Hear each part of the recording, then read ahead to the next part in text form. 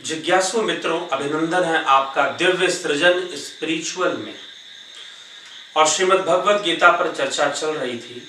पिछले चर्चा में हमने कर्म योग के विषय को, स्थिर बुद्धि योग के विषय को किस प्रकार भगवान श्री कृष्ण रखते हैं, द्वितीय अध्याय सांख्य योग नामक अध्याय के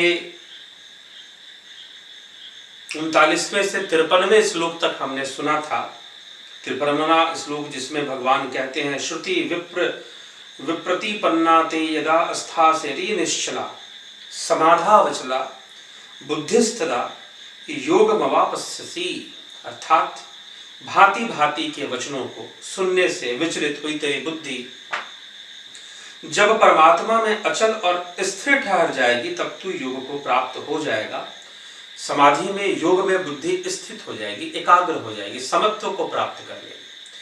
तो अब अर्जुन का प्रश्न है। अब भगवान श्री कृष्ण 54वें में प्रश्न है, 55वें से लेकर 72वें श्लोक तक स्थित प्रज्ञ बुद्धि और इंद्रियों की गति का वर्णन करते हैं। तो हम दो भाग में इसको सुनेंगे, पहले स्थित प्रज्ञ और फिर इंद्रियों का जो दमनकारी नीति है। इंद्रियां दमन करती हैं मन का, क्योंकि हम इसमें आसक्त हो जाते हैं इंद्रियों के जगत में। ये जो कुछ भी हम सुन रहे हैं, देख रहे हैं, ये संपूर्ण जगत इंद्रिय जगत है। तो इसमें हम आसक्त हो जाते हैं। तो इंद्रियों की गति क्या है उसकी चर्चा करते हैं। पहले स्थित प्रज्ञता के विषय में बता रहे हैं। तो आइए 61वें श्लोक तक स्थित प्रज्ञता की चर्चा की गई है, वहां तक हम आज के इस व्याख्यान में सुनते हैं। क्या कहते हैं श्री कृष्ण? अर्जुन प्रश्न करता है, स्थित प्रज्ञस्य का भाषा समाधिस्थस्य केशव स्थितधि किम प्रभासते किमासीत व्रजेत किम।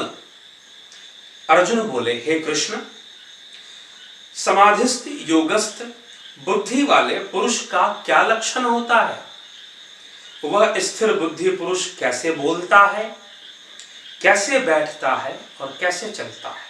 अर्थात उसके लक्षण बताइए, क्या लक्षण होता है, किस प्रकार से बरतता है वो अपने कर्मों में, व्यवहार कैसा होता है, उसका आचरण कैसा होता है। अर्जुन के कहने का अभिप्राय यह है। तो श्री कृष्ण जो है बताना प्रारंभ करते हैं और क्या कहते हैं, प्रजहाति यदा कामान सर्वान पार्थ मनोगतान आत्मनेवात्मना तुष्टः स्थित प्रज्ञस्तदुच्यते। अर्थात श्री भगवान बोले, हे अर्जुन, जिस काल में यह पुरुष मन में स्थित संपूर्ण कामनाओं को भली भांति छोड़ देता, यद्यपि कामनाओं को त्याग देता है, यह कोई जबरदस्ती त्यागने वाली बात नहीं है। वह अपने योग से ऐसी अवस्था में चला जाता है जहां पर पाप पुण्य दोनों से उसका मतलब नहीं रहता, सुख दुख से उसका मतलब नहीं, मतलब इंद्रिय जगत से उसका मतलब नहीं रहता। ऐसी अवस्था में वह रहकर अपनी बुद्धि से, तो वो एक बुद्धि हो गया। नहीं तो प्रकृति के भेद के कारण अनेकों बुद्धि में व्यक्ति ग्रसित रहता है, ये पहले ही बताया जा चुका है। तो श्री कृष्ण कहते हैं कि जो त्याग देता है, इस प्रकार से ऐसी अवस्था में चला जाता है, वह आत्मा से ही संतुष्ट रहता है। उस काल में वह स्थित प्रज्ञ कहा जाता है। किस काल में?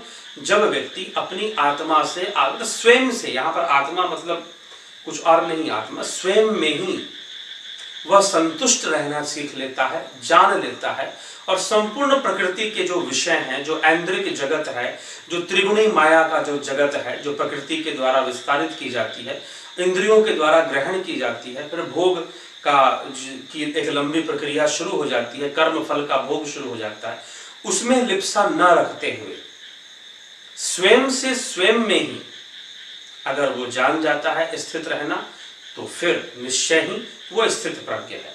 अब आगे 56वें श्लोक, दुखेष्वनुद्विग्न मनः सुखेषु विगत स्पृहा वीतराग भय क्रोधः स्थिर मुनिरुच्यते। अर्थात दुखों की प्राप्ति होने पर जिसके मन में उद्वेग नहीं होता, दुख मिला वह उद्विग्न नहीं होगा, सुख मिला वह बहुत अधिक प्रसन्न नहीं होगा। जो सर्वथा निष्प्रिय तथा जिसके राग भय और क्रोध नष्ट हो गए हैं, क्या कहा, वीत राग भय क्रोधः, वीत राग भय क्रोधः, अर्थात जिसके राग भय और क्रोध नष्ट हो गए हैं, ऐसा मुनि स्थिर बुद्धि होता है। अर्थात वह इंद्रियों के वशीभूत क्रोध का प्रदर्शन नहीं करता, मोह नहीं रखता, इंद्रिय जगत के वशीभूत वह नहीं रखता है, वह स्थिर बुद्धि है। यह सर्वत्रान विस्नेह हस्त तत्प्राय शुभाशुभम नाभिनंदति न द्वेष्टि तस्या प्रज्ञा प्रतिष्ठिता। जो पुरुष सर्वत्र स्नेह रहित हुआ, उस शुभ या अशुभ वस्तु को प्राप्त होकर ना प्रसन्न होता है और ना ही द्वेष रखता है। अशुभ वस्तुओं से ना द्वेष और शुभ से ना ही बहुत अधिक प्रसन्नता उसे होती है, वो स्थिर बुद्धि है। स्थित प्रज्ञता की बात चल रही है। तो पहले वो स्थित प्रज्ञता के बारे में बता रहे हैं, फिर इंद्रियों के बारे में बता रहे हैं। तो आज हम स्थित प्रज्ञता की चर्चा ही कर रहे हैं। आगे के लक्षण बता रहे हैं भगवान श्री कृष्ण स्थित प्रज्ञता की। यदा सहर्ते चायम कुर्वो अंगाणीव सर्वशः इंद्रियाणींद्रियार्थे भयस्तस्य प्रज्ञा प्रतिष्ठिता। और जिस प्रकार से कछुआ सब ओर से अपने अंगों को समेट लेता है, कछुए को थोड़ा सा भी भय महसूस हो सारे अंग समेट लेगा, उसका एक कवर होता है बहुत कठोर चट्टान के समान, उसमें अपनी इंद्रियां समेट लेता है, वैसे ही स्थित प्रज्ञ बुद्धि जैसे ही दुखों का पहाड़ उसके ऊपर टूटेगा और जैसे ही उसे बहुत बड़ी खुशी मिलेगी, वह यह विचार कर लेता है कि यह प्रकृति नित्य परिवर्तनशील है, दुख की अवस्था में भी परिवर्तनशील है और सुख की अवस्था में भी परिवर्तनशील है। यह हमेशा दुख भी नहीं और हमेशा सुख भी नहीं, किसी रूप में सुख तो किसी रूप में दुख यह तुम्हें दे ही देगी। इसलिए तुम सम रहो, व्यर्थ की चिंता मत करो। सब कुछ प्रकृति के वशीभूत है और चल रहा है, उसको चलने दो, तुम सम रहो, तुम सम की अवस्था में रहो। ऐसा व्यक्ति सोच लेता है। जैसे एक कछुआ भी जैसे ही कोई खतरा हुआ वो अपने इंद्रियों को समेट लेता है। चलिए 59वें श्लोक में क्या लिखते हैं, विषया विनिवर्तन्ते। श्री कृष्ण अर्जुन को समझाते हुए कहते हैं, विषया विनिवर्तन्ते निराहारस्य देहिनः रसवर्जम रसो अपयस्य परम दृष्ट्वा निवर्तते। इंद्रियों के द्वारा विषयों को ग्रहण न करने वाले पुरुष के भी केवल विषय तो निवृत्त हो जाते हैं, परंतु उनमें रहने वाली आसक्ति निवृत्त नहीं होती। इस स्थित प्रज्ञ पुरुष की तो आसक्ति भी निवृत्त हो जाती है। समाधि के साक्षात्कार के योग से उसकी आसक्ति भी निवृत्त हो जाती है। लेकिन जो स्थित प्रज्ञ है और जो स्थित प्रज्ञ नहीं है, इंद्रियों के द्वारा विषय ग्रहण न करने पर, जैसे कुछ लोग इंद्रियों के द्वारा विषय ग्रहण नहीं करते, जैसे कोई व्यक्ति है उसको मिठाई पसंद है लेकिन उसको डायबिटीज हो गया है, अब उसे मीठा नहीं खाना है लेकिन मन मीठा खा रहा है। एक बात ध्यान रखिएगा, हमारे शरीर के अंदर जो बीमारियां हैं ना, अगर हम चाहें तो अपने विचारों से भी ठीक कर सकते हैं, क्योंकि बहुत सारे जो हार्मोन्स हैं वो हमारी सोच पर निर्भर करते हैं। हैप्पीनेस हार्मोन्स हैं, ठीक, सेक्सुअल हार्मोन्स हैं, लव हार्मोन्स जिसको कहते हैं, लव हार्मोन्स है, इंसुलिन है। तो ये जो हार्मोन्स है ना, हमारे स्ट्रेस, टेंशन और हमारे विचारों पर भी निर्भर करते हैं। तो ये मत सोचिएगा कि आपने अगर विषयों को इंद्रियों से ग्रहण नहीं किया तो समस्या खत्म, दूर होगी, नहीं। अगर मन में विशेष रूप से चिंतन चल रहा है तो फिर समस्या बनी रहेगी, समस्या बनी रहेगी। तो हमें विचार करना चाहिए, हमें ऐसी समस्या से बचना चाहिए। तो इसीलिए भगवान कह रहे हैं कि मन में अगर आसक्ति रह जाती है, बाहर से भले विषयों का ग्रहण ना हो इंद्रियों के द्वारा, कर्म इंद्रियों के द्वारा, लेकिन अगर मन में रहती है तो इंद्रियां दमन कर सकती हैं। लेकिन जो स्थित प्रज्ञ है उसका मन में भी नहीं। फिर कहते हैं 60वें श्लोक में, यततो ह्यपि कौन्तेय पुरुषस्य विपश्चितः इंद्रियाणि प्रमाथिनी हरन्ति प्रसभम मनः। हे अर्जुन, आसक्ति का नाश न होने के कारण ये प्रमथ स्वभाव वाली इंद्रियां यत्न करते हुए बुद्धिमान पुरुष के मन को भी बलात् हर लेती हैं, इंद्रियां हर लेती हैं। अगला जो हमारा व्याख्यान का विषय होगा यही विषय होगा। इंद्रियां बलात् हर लेती हैं, मतलब आप सुनते हैं ना, एक शब्द कहते हैं बलात्कार, एक नेगेटिव वर्ड है, वैसे महिला के प्रति किया गया एक दोष, एक अपराध, एक शोषण जिसे हम मानते हैं।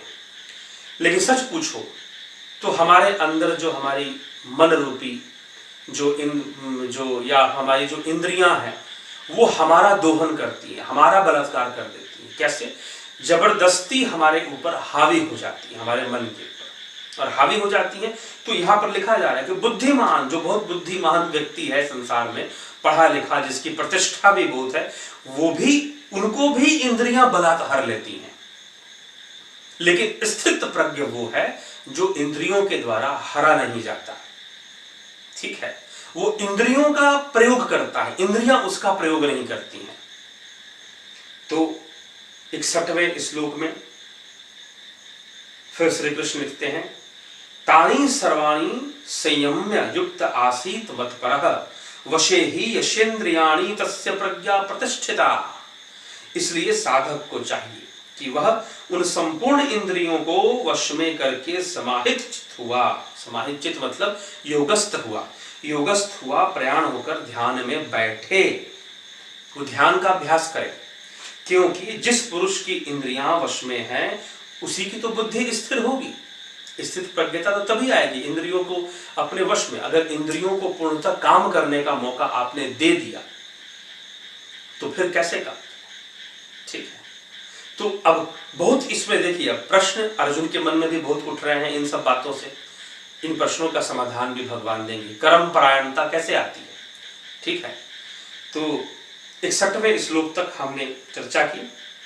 आगे हम अगले में इंद्रियां कैसे दमनकारी हैं, इंद्रियां हमारा दमन कैसे करती हैं, कैसे हमारे व्यक्तित्व के ऊपर हावी हो जाती हैं, हमारे मन के ऊपर हावी हो जाती हैं और हम अपना नियंत्रण खो देते हैं और भोग में लिप्त हो जाते हैं, ये कैसे होता है? इस पूरी व्याख्या को अगले 62वें से लेकर 72वें इन 10 श्लोकों में बताया गया है। तो और उसका वर्णन हम अगले व्याख्यान में करते हैं। धन्यवाद।